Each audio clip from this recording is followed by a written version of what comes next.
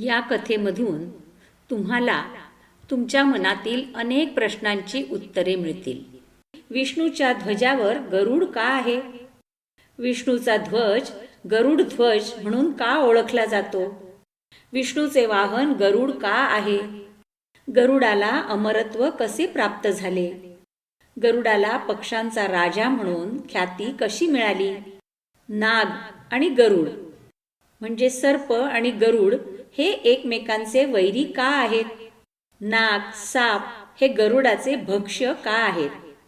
सर्प द्विजिव्हा म्हणून का ओळखले जातात? दर्भाला पावित्र्य कसे प्राप्त झाले? अशा अनेक प्रश्नांची उत्तरे या कथेमधून तुम्हाला सापडतील. ही कथा आहे विनता कद्रू यांची.